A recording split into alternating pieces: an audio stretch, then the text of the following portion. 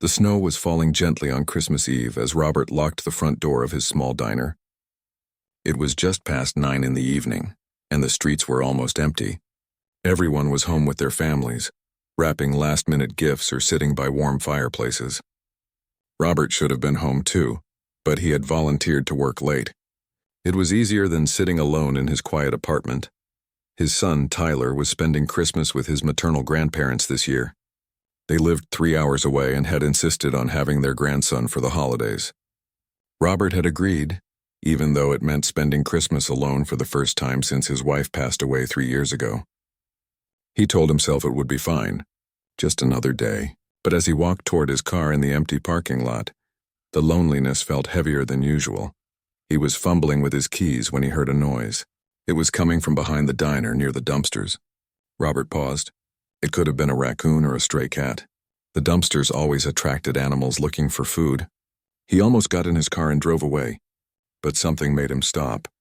The noise sounded different. Almost careful. Almost human. Robert walked slowly around the side of the building, his boots crunching in the fresh snow. The security light cast long shadows across the alley. That's when he saw her. A little girl, maybe 6 or 7 years old, was standing on an old crate leaning into the dumpster. Her tiny hands were reaching for something inside. She was wearing a pink jacket that looked too thin for the freezing weather, and her dark hair was tangled and dirty. For a moment, Robert just stood there, trying to understand what he was seeing. A child, alone on Christmas Eve, digging through garbage, his heart clenched in his chest. He cleared his throat gently, not wanting to scare her. The little girl jumped and spun around. Her eyes went wide with fear. She was holding half of a sandwich wrapped in plastic, clutching it to her chest like treasure. "Hey, it's okay," Robert said softly, holding up his hands. "I'm not going to hurt you. I own this restaurant." The girl didn't say anything. She just stared at him, ready to run. Her cheeks were red from the cold, and Robert could see her shivering. She took a step backward, and for a second he thought she was going to bolt down the alley. "Are you hungry?" he asked, keeping his voice calm and gentle. "I can get you some real food. Something warm." From inside, the girl hesitated. Her eyes moved from Robert's face to the diner and back again. She was clearly trying to decide if she could trust him. After what felt like forever, she gave a small nod. Robert felt relief wash over him. "Okay, good," he said, managing a small smile. "Come on, let's get you out of this cold." He unlocked the back door and held it open. The girl followed him inside but stayed close to the door, as if she might need to escape quickly. Robert noticed she kept one hand near the door handle. Smart kid, he thought. She's learned to be careful. The diner was warm and smelled like coffee and pie. Robert flipped on the lights in the kitchen and gestured toward a booth near the back. "You can sit anywhere you want," he told her. "What do you like to eat?" "Burger? Grilled cheese? I make a pretty good hot chocolate, too." The girl slid into the booth but didn't answer. She just watched him with those big, cautious eyes. Robert decided not to push it. He went into the kitchen and started cooking. He made a cheeseburger with fries, poured a glass of milk, and added a slice of apple pie. While the food cooked, he tried to make conversation. "My name's Robert," he called out from the kitchen. "What's yours?" There was a long pause. Then, so quietly he almost didn't hear it, she said, "Lily." "That's a pretty name," Robert said, sliding the plate in front of her a few minutes later. "Here you go, Lily. Eat as much as you want." Lily stared at the food like she couldn't believe it was real. Then she picked up the burger with both hands and took a huge bite. Robert's chest tightened again. This wasn't the eating of a picky child. This was the eating of someone who didn't know when her next meal would come. He sat down across from her, giving her space but staying close enough to talk. "So where are your parents, Lily?" he asked gently. Lily didn't look up from her food. She took another bite, chewed slowly, then said, "My mom's gone." "Gone where?" "I don't know." Her voice was matter-of-fact, like she was talking about the weather. "She left 3 days ago. She said she'd be back, but she didn't come back." Robert felt his stomach drop. 3 days? Where have you been staying?" "There's a car," Lily said, picking up a French fry. "Behind the old gas station. Nobody uses it anymore. I sleep there." Robert had to take a breath to steady himself. This little girl had been living in an abandoned car for 3 days. In December, during one of the coldest weeks of the year, he wanted to ask 100 questions, but he could see Lily was getting nervous again. Her shoulders were hunched up and she was eating faster, like she thought the food might disappear. "It's okay," he said quietly. "You're safe here. Nobody's going to hurt you." Lily looked at him then, really looked at him. Her eyes were searching his face for something. Maybe kindness, maybe honesty. Whatever she saw must have satisfied her because her shoulders relaxed a little. She went back to eating, slower this time. They sat in silence for a while. Robert watched her eat and tried to figure out what to do. He should call the police, or Child Protective Services. That's what any responsible adult would do, but something held him back. He thought about his late wife, Jessica. She had been a social worker before she got sick. She used to come home with stories that broke his heart. Stories about kids lost in the system, kids who got bounced from home to home, kids who fell through the cracks. What if that happened to Lily? What if he made that call and she ended up somewhere worse? It was Christmas Eve. Most offices would be closed. She'd probably spend the night in some holding facility or emergency placement, alone, on Christmas. "Lily," Robert said carefully, "do you have anyone else? Grandparents? An aunt or uncle? Anyone who takes care of you besides your mom?" Lily shook her head. "Just my mom. But she's been sad a lot. She cries sometimes, and sometimes she goes away for a little while, but she always comes back." Her voice got smaller. She always came back before. Robert's mind was racing. This child was alone, vulnerable, and it was getting colder outside. He made a decision, one that surprised even himself. "Lily, I have an idea," he said. "It's really late and it's Christmas Eve. How about you stay at my place tonight? I have a couch. It's warm, and tomorrow we can figure out how to find your mom. Would that be okay?" Lily studied him again with those serious eyes. "You promise you won't lock me in?" The question nearly broke him. "I promise. The door stays unlocked. You can leave whenever you want. I just don't want you sleeping in a cold car tonight. Okay?" After a long moment, Lily nodded. "Okay." Robert let out a breath he didn't know he'd been holding. He packed up some extra food for her to take, grabbed a clean apron to use as a makeshift blanket, and locked up the diner. As they walked to his car, Lily stayed a few steps behind him, still cautious. The snow was falling harder now, covering the world in white. Robert glanced back at the little girl following him and thought about how just 20 minutes ago he'd been feeling sorry for himself. Now everything had changed. He had no idea what tomorrow would bring or how this night would unfold. All he knew was that this child needed help and he couldn't walk away. Sometimes life changes in an instant. Sometimes all it takes is one decision to step into the unknown. As Robert opened the car door for Lily and watched her climb into the passenger seat, he realized this Christmas Eve was going to be anything but ordinary. What he didn't know yet was that this moment, this simple act of kindness, was about to transform his entire life in ways he couldn't possibly imagine. The drive to Robert's apartment was quiet. Lily sat in the passenger seat, staring out the window at the Christmas lights decorating the houses they passed. Red, green, and white bulbs twinkled in the darkness, and inflatable snowmen swayed in front yards. Robert glanced over at her a few times, trying to think of something to say, but the right words wouldn't come. What do you say to a child who's been living in an abandoned car? When they pulled into the parking lot of his apartment building, Lily looked up at the 3-story structure with uncertainty. Robert grabbed the bag of food from the back seat and led her inside. His apartment was on the 2nd floor, a modest 2-bedroom place that always felt too empty. He unlocked the door and flipped on the lights. "Here we are," he said, trying to sound cheerful. "It's not much, but it's warm." Lily stepped inside slowly, taking everything in. Her eyes moved from the small kitchen to the living room where a half-decorated Christmas tree stood in the corner. Robert had started decorating it for Tyler, but hadn't finished after his son left. A box of ornaments sat on the floor, forgotten. "The bathroom is right there," Robert said, pointing down the hall. "And that's my son's room. He's not here right now.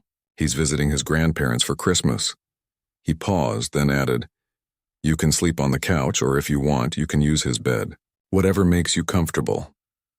Lily walked over to the couch and sat down carefully, as if she was afraid she might break something. Robert brought her a pillow and a thick blanket from the closet. He also found some of Tyler's old clothes that might fit her, a t-shirt and sweatpants. They'd be too big, but at least they were clean. "You can take a shower if you want," Robert offered. "I'll put these clothes right outside the bathroom door." Lily looked down at her dirty hands and nodded. She took the clothes and disappeared into the bathroom. Robert heard the water start running and he let out a long breath. He sat down on the couch and put his head in his hands. What was he doing? He'd just brought a strange child into his home. He didn't know her last name. He didn't know anything about her mother. He didn't know if someone was looking for her. But when he closed his eyes, all he could see was Lily standing on that crate, reaching into the dumpster, cold, alone, hungry. He couldn't have left her there. He just couldn't. Robert pulled out his phone and started searching. He typed in things like missing child and Amber Alert and the name of their town. Nothing came up, no alerts. No news stories about a missing girl named Lily. He tried different searches looking for information about what to do in a situation like this. Everything he read said the same thing. Contact the authorities. He sat there staring at his phone, his thumb hovering over the numbers 911. Then he heard the bathroom door open. Lily emerged wearing Tyler's oversized clothes, her hair wet and combed back. She looked so small and vulnerable that Robert's heart ached. "Feel better?" he asked. She nodded and climbed onto the couch, pulling the blanket around herself. Robert noticed she sat on the edge closest to the door, still ready to run if she needed to. "Lily," Robert said gently, sitting in the chair across from her, "I need to ask you some questions. Is that okay?" "Okay," she said quietly. "Your mom." "What's her name?" "Christine." "Christine what?" "What's her last name?" "Mitchell." "Christine Mitchell." Robert typed the name into his phone. "And do you know where she might have gone? Does she have friends, a job?" Lily's face grew sad. She pulled the blanket tighter. She used to work at the grocery store, but she stopped going. She said she was too tired. "And she has a friend named Karen, but I don't know where Karen lives." "What about where you were living before? Was it an apartment? A house?" "A motel," Lily said. "The one with the blue sign. But the man said we had to leave because Mom didn't have money." Robert knew that motel. It was on the edge of town, a rundown place that rented rooms by the week. He made a mental note to check there tomorrow. "Lily, has your mom ever left you alone before? Like this?" Lily was quiet for a moment. When she spoke, her voice was barely a whisper. "Sometimes she gets really sleepy. She takes medicine that makes her sleep a lot, and sometimes she cries and says she's sorry. She says she's trying to be better." Lily looked up at Robert with tears in her eyes. "She's a good mom." "She really is. She just gets sad sometimes." Robert felt a lump form in his throat. This poor child was defending her mother, even after being abandoned, even after having to dig through trash for food. The loyalty of children never ceased to amaze him. "I believe you," Robert said softly, "and we're going to find her, okay? But right now you need to sleep. It's late and you're safe here." Lily laid down on the couch and Robert covered her with the blanket. Within minutes her eyes were closed. But he noticed her sleep wasn't peaceful. She twitched and turned, and several times she called out softly for her mom. Robert sat in the chair watching her, unable to sleep himself. His mind wouldn't stop racing. He thought about calling the police, but something Jessica had told him years ago kept echoing in his head. She'd said that once a child enters the system, especially during the holidays, they can get lost. Overworked caseworkers, too few foster homes, temporary placements that become permanent. She'd seen it happen too many times. But what if he was making a mistake? What if keeping Lily here made things worse? What if her mother was looking for her right now, panicked and afraid? Robert picked up his phone again and searched for Child Protective Services Christmas Eve. The results confirmed what he suspected. Most offices were closed. Emergency services were available, but they were overwhelmed during the holidays. He made a decision.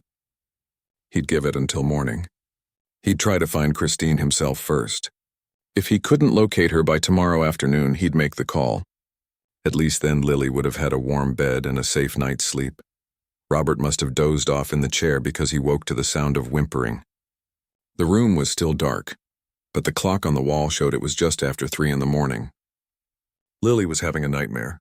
She was curled into a ball, tears streaming down her face, mumbling words he couldn't make out. "Lily," Robert said softly, kneeling beside the couch. "Lily, wake up. You're okay. You're safe." Her eyes flew open wide and scared. For a moment she didn't seem to know where she was. Then she saw Robert and the apartment came into focus. "I dreamed my mom was calling me, but I couldn't find her," she said, her voice breaking.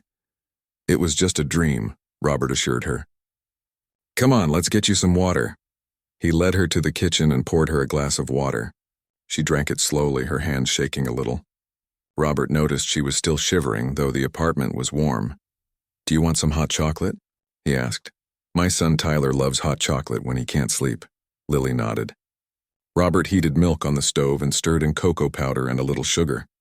He poured it into 2 mugs and added marshmallows to hers. They sat at the small kitchen table together, drinking in silence. Tell me about Tyler, Lily said suddenly. Robert smiled. He's 10. He likes video games and basketball. And he talks a lot. Like all the time. He can tell you everything about dinosaurs and space and whatever else he's interested in that week. Does he miss his mom? Lily asked. The question caught Robert off guard. Yeah, he said honestly. Yeah, he does. Every day. But we talk about her a lot. We tell stories about her. That helps. What happened to her? She got sick, cancer. She fought really hard, but sometimes even fighting isn't enough. Lily was quiet, processing this. Then she said, My dad left before I was born. I never met him. It's just been me and Mom. That must be hard, Robert said. Mom tries really hard. She really does. But sometimes things are just too hard for her. Lily looked down at her hot chocolate. Do you think she's okay? Do you think something bad happened to her? Robert wanted to give her an honest answer, but he also didn't want to scare her. I think your mom is out there somewhere, and I think she's thinking about you right now. And tomorrow we're going to look for her. Together, okay? Lily looked up at him with hope in her eyes. Promise? I promise. They finished their hot chocolate, and Robert walked Lily back to the couch. This time, when she laid down, she seemed calmer. Robert sat back in his chair, and as the first light of Christmas morning began to creep through the windows, he finally fell into a restless sleep. When he woke up a few hours later, sunlight was streaming into the apartment. Lily was awake, sitting on the couch and looking at the unfinished Christmas tree. She turned when she heard him move. Merry Christmas, Robert said, his voice rough from sleep. Merry Christmas, Lily replied quietly. Robert stood up and stretched. His back hurt from sleeping in the chair, but he ignored it. You know what? I think we should finish decorating that tree. Then we'll have breakfast and go look for your mom. How does that sound? For the first time since he'd met her, Lily smiled. It was small and uncertain, but it was a smile. Okay, she said. As they hung ornaments on the tree together, Robert realized something had shifted inside him. This wasn't just about helping a lost child anymore. Somewhere in the middle of the night, Lily had stopped being a stranger. She'd become someone he cared about, someone he wanted to protect. He didn't know what the day would bring. He didn't know if they'd find Christine or what condition she'd be in when they did. But he knew one thing for certain. He wasn't going to let Lily face any of it alone. Whatever happened next, they'd face it together. After they finished decorating the tree, Robert made pancakes for breakfast. Lily ate 3 of them, and Robert was glad to see her appetite coming back. She even smiled when he made a funny face with chocolate chips on the last pancake. As they cleared the dishes, Robert explained what they were going to do. We'll start at that motel you mentioned, he said. The one with the blue sign. Maybe someone there knows where your mom went. Lily nodded, but Robert could see the worry in her eyes. He grabbed his coat and found an old jacket of Tyler's that would fit Lily better than the thin pink one she'd been wearing. It was a puffy winter coat, dark blue with a hood. She put it on and immediately looked warmer. The drive to the Bluebird Motel took about 15 minutes. It was exactly as Robert remembered it, a sad-looking place with peeling paint and a flickering neon sign. Several rooms had their curtains drawn, and a few cars were parked in the lot. Robert pulled up to the office and told Lily to wait in the car where it was warm. Inside, a man in his 60s sat behind a scratched desk, watching a small television. He looked up when Robert entered, his expression bored. Help you? The man asked. I'm looking for someone who stayed here recently. Christine Mitchell. She would have had a little girl with her. The man's eyes narrowed. You a cop? No, I'm just trying to help. The little girl is with me. She's been looking for her mother. The man leaned back in his chair and studied Robert for a long moment. Then he sighed. Yeah, I remember them. Room 12. She owed me for 2 weeks. I had to kick them out 4 days ago. Felt bad about it, but I can't run a charity. Did she say where she was going? Nope, just packed up their stuff and left, but... The man hesitated. Look, I don't like to gossip, but that woman had problems. I saw the signs. Pills, maybe other stuff. The kid deserved better. Robert felt anger rise in his chest, but he pushed it down. Getting upset wouldn't help Lily. Did Christine have any visitors? Anyone who came to see her? The man thought for a moment. There was a woman who came by sometimes. Blonde hair, drove a beat-up Honda. Don't know her name, but she and Christine seemed close. Anything else you can tell me? Not really. Sorry I can't be more help. I hope you find her. That little girl seemed sweet. Robert thanked him and went back to the car. Lily looked up hopefully when he got in. Did he know anything? A little bit, Robert said carefully. He mentioned your mom had a friend who visited sometimes. Blonde hair, drives a Honda. That could be Karen, right? Lily's face lit up. Yes. Karen has blonde hair. Can we find her? Robert wished he knew how. He had a first name and a car description, but that was it. Still, he didn't want to discourage Lily. Let's try a few places. Where did your mom like to go? Any stores or places she visited a lot? Lily thought hard. She went to the grocery store sometimes. And there's a laundromat we used. Oh, and she liked the library.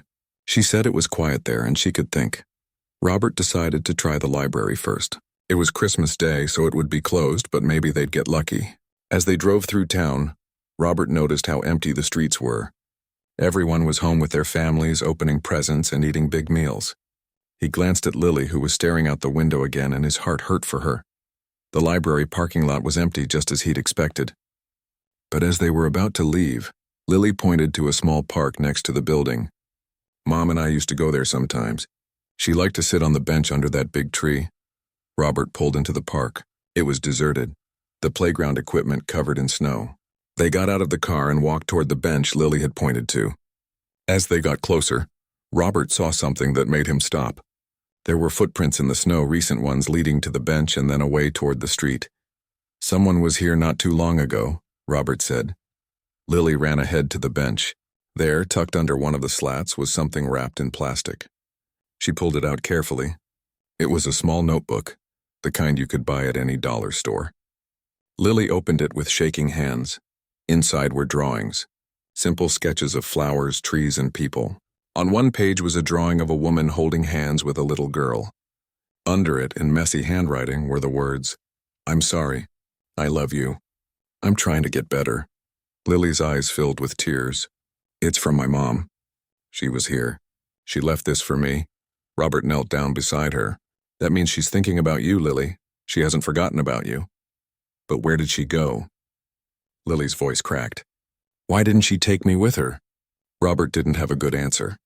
He took the notebook and looked through the other pages. Most were drawings, but near the end he found something that made his pulse quicken. It was an address written in the same messy handwriting. Below it were the words, "Hope Center." "Wait here for just a second," Robert told Lily. He pulled out his phone and searched for Hope Center and the address. The results came up immediately. It was a rehabilitation facility about 30 miles away, a place that specialized in helping people overcome addiction. Robert's mind raced. Christine had checked herself into rehab. That's where she'd gone. That's why she'd left Lily.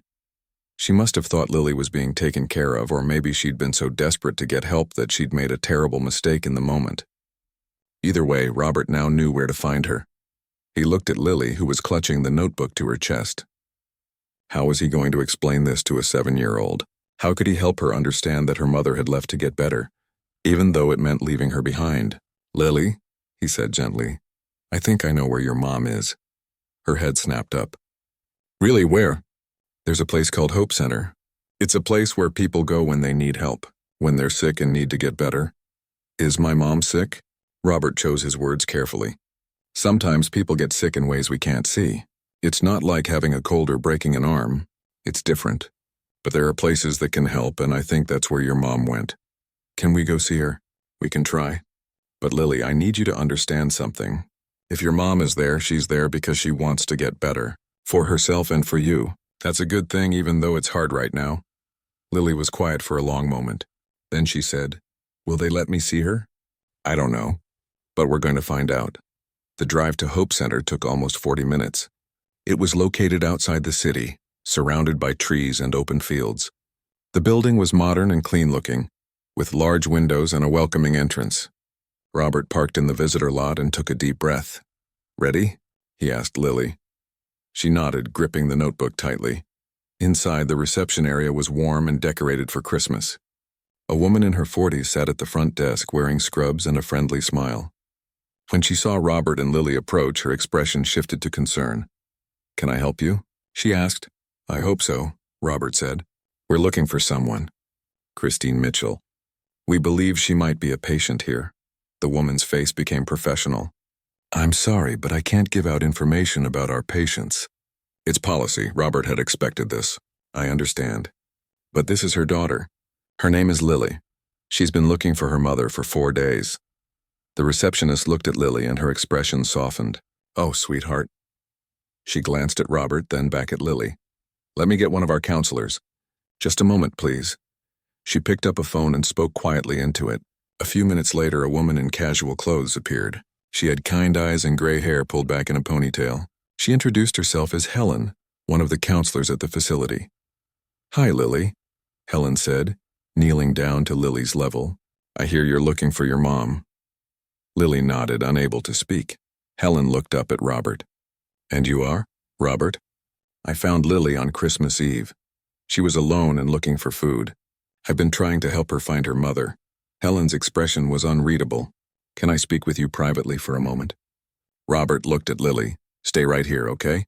I'll be right over there where you can see me." Helen led Robert a few steps away and lowered her voice. "Christine Mitchell is a patient here. She checked herself in 5 days ago. She's in our intensive program. Can Lily see her?" Helen hesitated. "That's complicated." Christine believed her daughter was being cared for by a neighbor. She had no idea Lily was alone. When we intake patients, we assess their family situations. But sometimes information falls through the cracks. This is going to be very difficult for Christine to learn. So what happens now? I need to speak with Christine first. And honestly, we need to involve social services. This child has been without proper care for days. That's a serious situation. Robert felt his stomach drop. "I understand. But please let Lily see her mother first. She's been so scared. She needs to know her mom is okay." Helen studied Robert's face. "You care about this child?" "I do. And you just met her yesterday?" "Sometimes that's all it takes," Robert said quietly. Helen was silent for a moment, then nodded. "All right, wait here. Let me talk to Christine first. This is going to be a shock for her." As Helen disappeared down a hallway, Robert went back to Lily. She looked up at him with so much hope in her eyes that it almost broke him. "Is she here?" Lily asked. "Yes," Robert said. "She's here, and you're going to see her very soon." Lily threw her arms around Robert's waist and hugged him tight. He hugged her back, blinking away the tears that threatened to fall. In less than 24 hours, this little girl had changed everything. She'd reminded him what it meant to care about someone, to fight for someone, to show up when it mattered. Whatever happened next, Robert knew one thing for certain. He wasn't going to let Lily face it alone. The wait felt like forever. Robert and Lily sat in the reception area, watching the clock on the wall tick by. 5 minutes, 10 minutes, 15. Lily swung her legs nervously, still clutching the notebook her mother had left at the park. Robert kept glancing down the hallway where Helen had disappeared, wondering what was happening behind those closed doors. Finally, after what felt like an eternity, Helen emerged. Her face was serious, but there was something gentle in her eyes. She walked over to them and knelt down in front of Lily. "Your mom is here, sweetheart," Helen said softly, "and she wants to see you very much. But I need to prepare you for something. She's going to be very emotional. She had no idea you were alone. She thought you were safe with a neighbor." "Mrs. Patterson," Lily said quietly. "But Mrs. Patterson moved away. I didn't know where she went." Helen nodded sadly. "Your mom didn't know that either. She's been very worried, and when I told her what happened, it was very hard for her. So when you see her, she might cry. But those are happy tears because she's so relieved you're safe." "Okay." Lily nodded, her own eyes already filling with tears. Helen stood and looked at Robert. "You can come too. Christine wants to meet the man who helped her daughter." They followed Helen down a long corridor with soft lighting and peaceful artwork on the walls. She led them to a small meeting room with comfortable chairs and a window that looked out at the snowy landscape. And there, standing by the window with her back to them, was a woman with dark hair pulled into a ponytail. "Christine," Helen said gently. "They're here." The woman turned around and Robert saw the family resemblance immediately. She had the same dark eyes as Lily, the same small nose, but her face was thin and tired with dark circles under her eyes. When she saw Lily, she let out a sound that was half sob, half gasp. "Baby," Christine whispered, dropping to her knees. Lily ran across the room and threw herself into her mother's arms. Christine held her daughter tight, rocking back and forth, tears streaming down her face. "I'm so sorry," she kept saying. "I'm so sorry, baby. I'm so sorry." Robert felt his own throat tighten.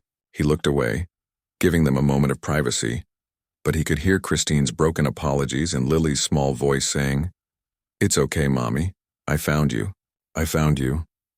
After a few minutes, Helen gently touched Christine's shoulder. "Why don't we all sit down?"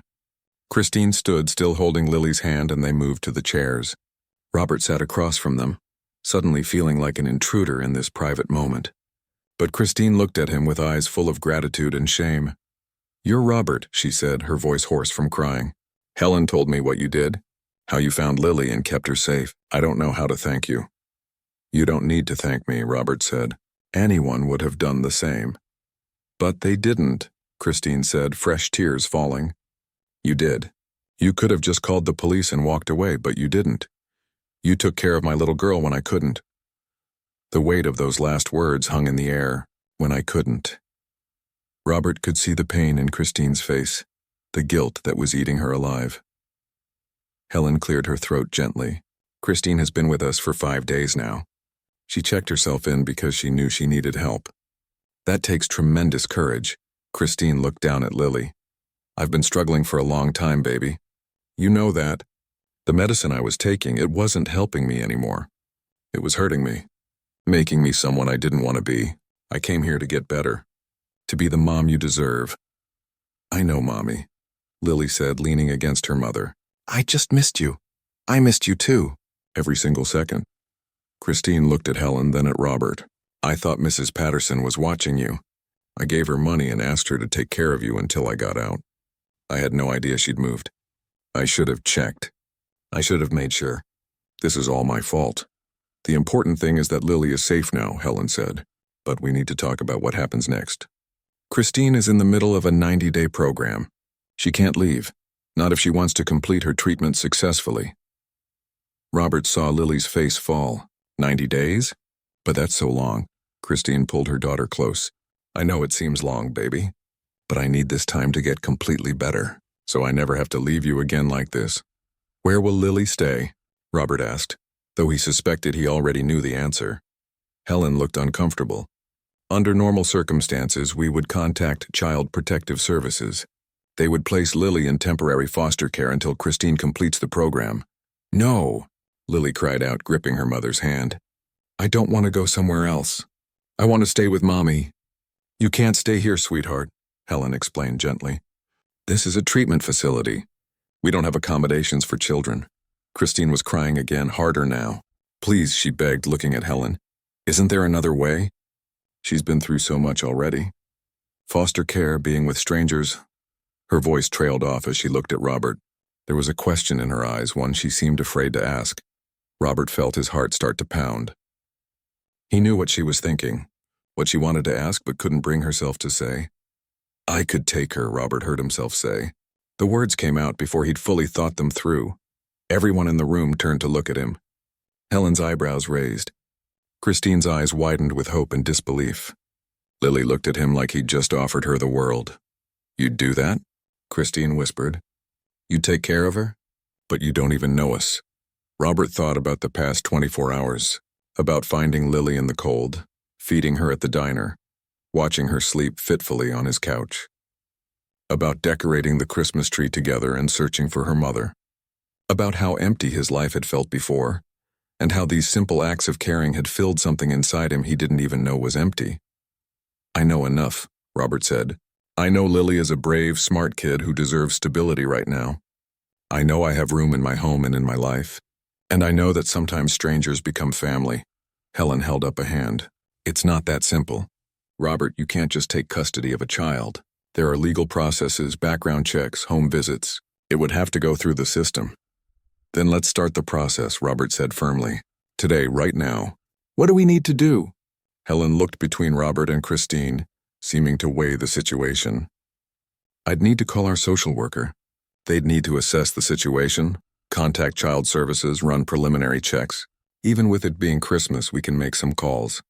But I have to warn you, this could take days or even weeks to approve. What if we make it temporary? Christine asked suddenly. Just until they can do all the checks and paperwork. Robert's already been taking care of her. Could he keep doing that just for a little while longer? It's irregular, Helen said slowly. But given the circumstances and given that Lily is already in Robert's care and seems comfortable with him. She paused, thinking. Let me make some calls. I can't promise anything, but I'll see what we can do.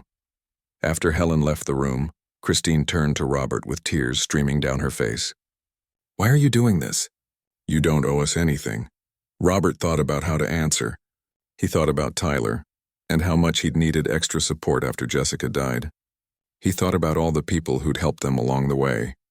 The neighbors who'd brought meals. The teachers who'd been patient. The friends who'd checked in. Sometimes people just showed up when you needed them most.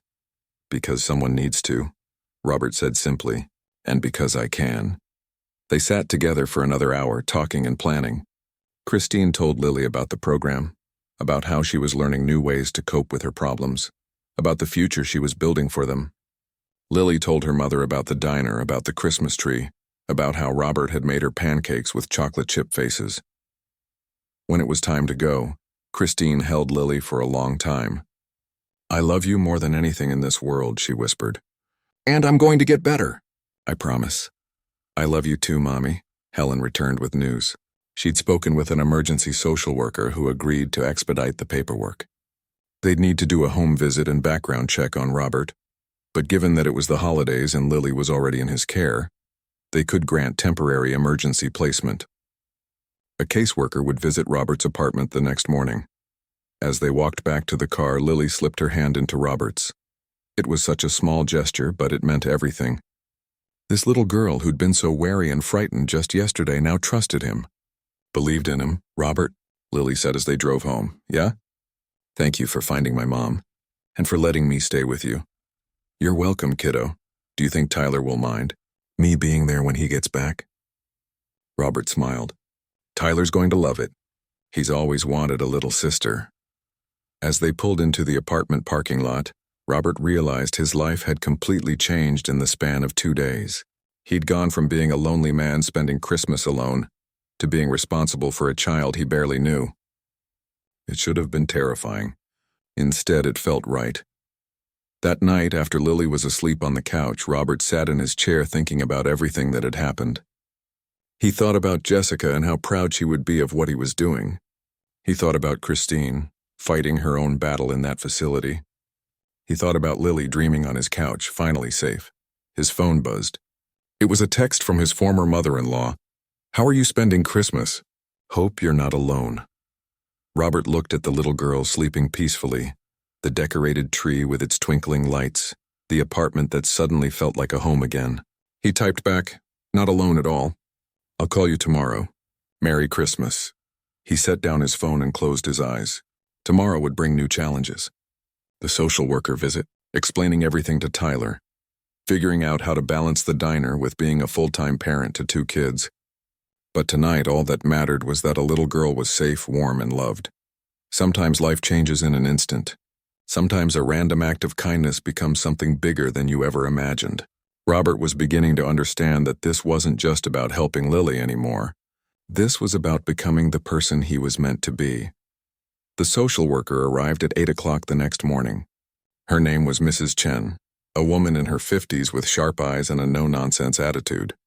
She walked through Robert's apartment slowly, taking notes on her clipboard.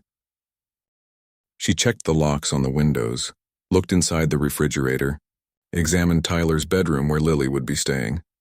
Robert stood nervously in the kitchen while Lily sat on the couch, watching cartoons but clearly aware of what was happening. Mrs. Chen asked him question after question. Did he have a criminal record? Had he ever been investigated for child abuse? What was his income? Did he understand the responsibility he was taking on? Robert answered everything honestly. Yes, his background was clean. Yes, he understood this was serious. No, he didn't have experience with little girls, but he'd been raising his son for 3 years on his own. He was learning as he went. After an hour, Mrs. Chen sat down at the kitchen table and looked at him seriously. Mr. Torres, I've been doing this job for 20 years. I've seen a lot of situations, and I've learned to trust my instincts. Everything checks out on paper. Your background is clean, your home is safe, and you clearly care about this child. But I need to know something. Why are you really doing this? Robert had been asked this question several times now, and each time he tried to find a better answer. But maybe the simplest answer was the truest one.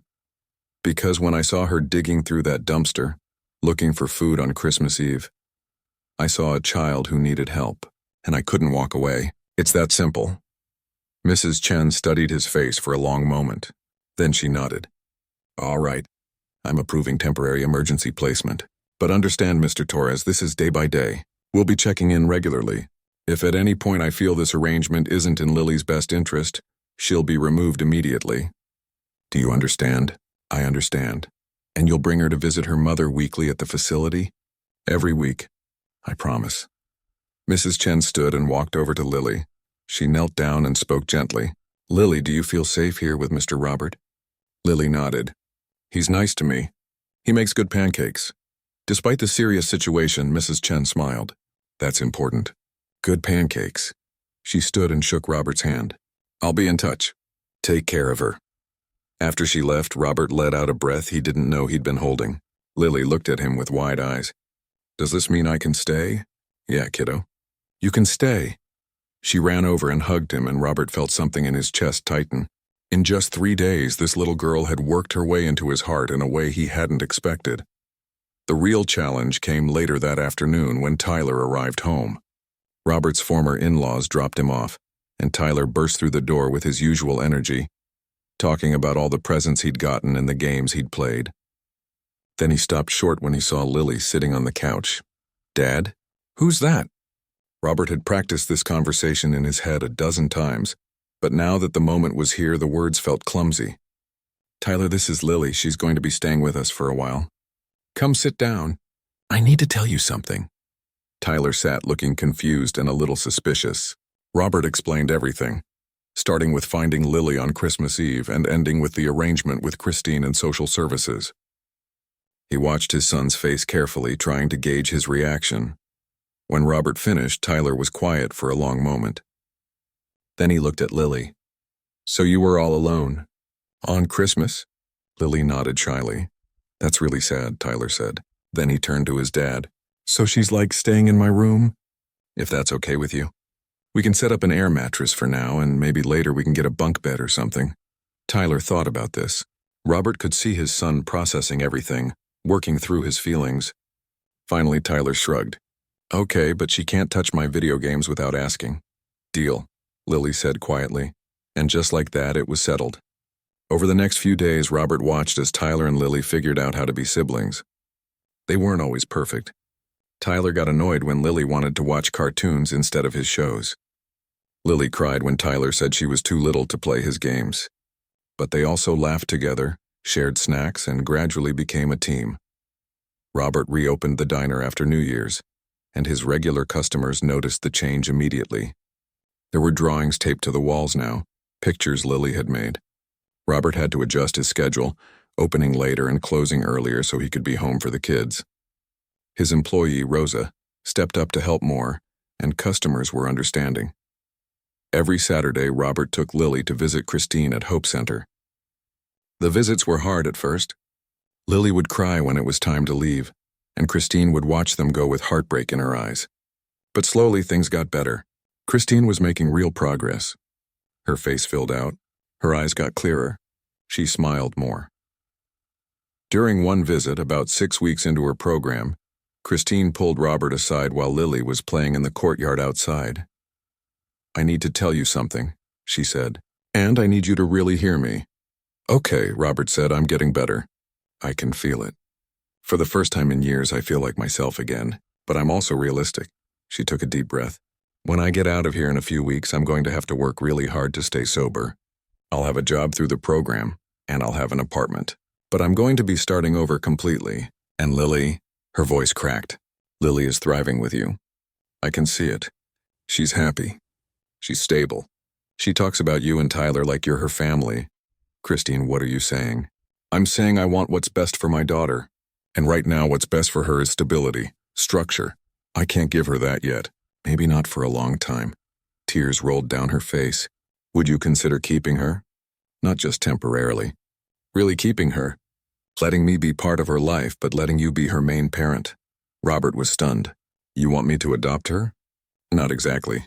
I'm not ready to give up my parental rights completely, but maybe something like shared custody. She could live with you during the school year, and maybe spend time with me on weekends and in the summer. When I'm really ready, when I'm really stable. It was a big ask, a huge ask. But as Robert thought about it, he realized he didn't want to say no. Lily had become part of his life, part of his family. The idea of her leaving, of some caseworker taking her away to a stranger's home, made his stomach hurt. Let me think about it, he said, and talk to Tyler. This affects him too. That night, Robert sat down with his son. Tyler, I need to ask you something important, and I need you to be honest with me. Okay, Dad. How would you feel if Lily stayed with us? Not just for a little while, but maybe for a long time, maybe forever. Tyler was quiet, picking at a loose thread on the couch. Finally, he said, She's kind of annoying sometimes. Yeah, little sisters usually are. But she's also kind of cool. She laughs at my jokes, and she shares her candy. Tyler looked up at his dad. Would she really be my sister? Like for real? If you wanted her to be. Tyler thought about it some more. Then he nodded. Okay, I think that would be good. The house is too quiet with just us, and you seem happier now. I do. Yeah, you smile more. Robert felt his throat get tight. Out of the mouths of babes. His 10-year-old son had noticed what Robert hadn't even fully acknowledged to himself. He was happier. Despite the challenges and the chaos and the complete upheaval of his life, he was happier than he'd been in years. Over the next few months, Robert worked with lawyers and social services to create a formal arrangement. Christine completed her 90-day program and moved into a small apartment near the diner. She got a job at a local bookstore and started attending support meetings every week. True to the agreement, Lily spent weekdays with Robert and Tyler and some weekends with Christine. It wasn't always easy. There were hard days when Christine struggled with cravings, when she had to call Robert and admit she wasn't doing well. There were times when Lily got confused about which house was home. There were moments when Robert questioned if he was doing the right thing. But there were also beautiful moments. Like when Tyler taught Lily how to ride a bike, running behind her and cheering when she finally got it. Like when Christine showed up at the diner one day, 6 months sober, with tears in her eyes and gratitude in her voice. Like when Lily drew a picture of her family and included everyone. Christine, Robert, Tyler, all holding hands. 1 year after finding Lily behind his diner, Robert stood in that same spot, taking out the trash on another cold night. But this time, when he went back inside, he wasn't going home to an empty apartment. He was going home to 2 kids arguing about what movie to watch, to homework scattered on the kitchen table, to the organized chaos of a full life. He pulled out his phone and looked at a text from Christine. Thank you for giving me the chance to be the mother I always wanted to be. And thank you for being the parent Lily needed when I couldn't be. Robert typed back. Thank you for trusting me with her. She's changed my life. As he drove home that night, Robert thought about how one decision had led to all of this. One choice to help instead of looking away. One moment of compassion that had rippled out and touched so many lives.